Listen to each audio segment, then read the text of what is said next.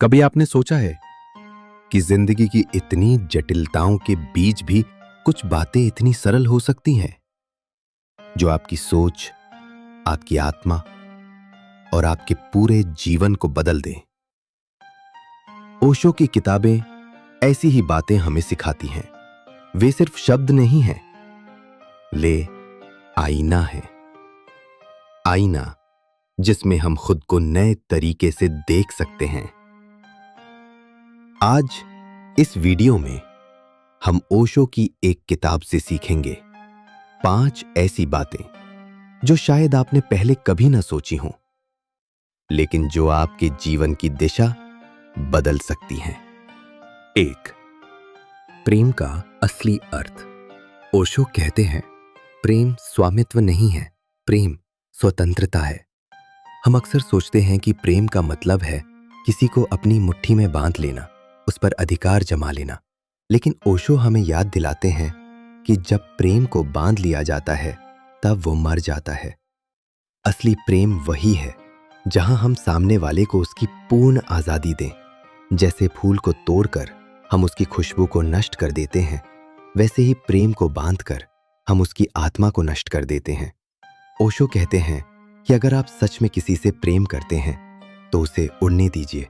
उसकी उड़ान में ही आपका प्रेम जीवित रहेगा। दूसरा, ध्यान ही जीवन का द्वार है। ध्यान सिर्फ आंखें बंद करके बैठ जाना नहीं है। ध्यान का मतलब है हर पल जागरूक रहना। ओशो बताते हैं कि जब आप खाते हैं तो सिर्फ खाना खाइए, जब आप चलते हैं तो सिर्फ चलिए, जब आप सुनते हैं तो सिर्फ सुनिए। यही जागरूकता ध्यान है। ध्यान वो द्वार है जिससे हम जीवन के गहरे रहस्यों में प्रवेश कर सकते हैं। और जब ध्यान जीवन का हिस्सा बन जाता है तो छोटी सी चीज भी ध्यान का अनुभव बन जाती है। कप में चाय पीना, बारिश की बूंदें सुनना या सिर्फ अपनी सांस को महसूस करना। तीसरा, डर से आजादी। डर हमारा सबसे बड़ा कारागार है। ओशो कहते हैं, डर वहीं होता है जहां हम भविष्य में जीते हैं।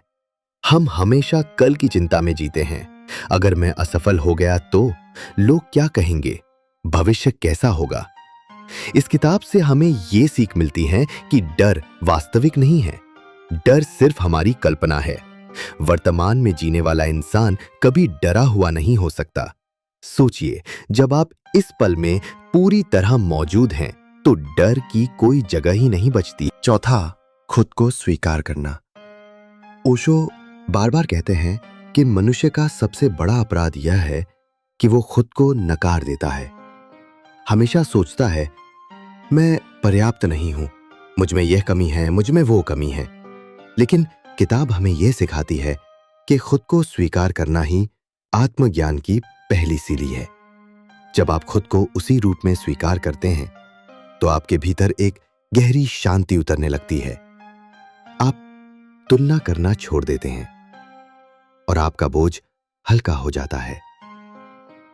याद रखिए, दूसरे को बदलने से पहले खुद को स्वीकार करना सीखिए। पांचवा, जीवन का उत्सव मनाना। ओशो कहते हैं, जीवन कोई समस्या नहीं है, जीवन एक उत्सव है। लेकिन हम इसे हमेशा एक समस्या बना लेते हैं। हमेशा शिकायत, हमेशा संघर्ष, हमेशा दुख।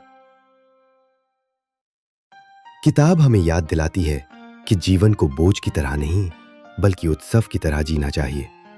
हर सुबह, हर सांस, हर मुलाकात, ये सब अवसर हैं उत्सव मनाने के। यहां तक कि दुख और संघर्ष भी जीवन के संगीत का हिस्सा हैं।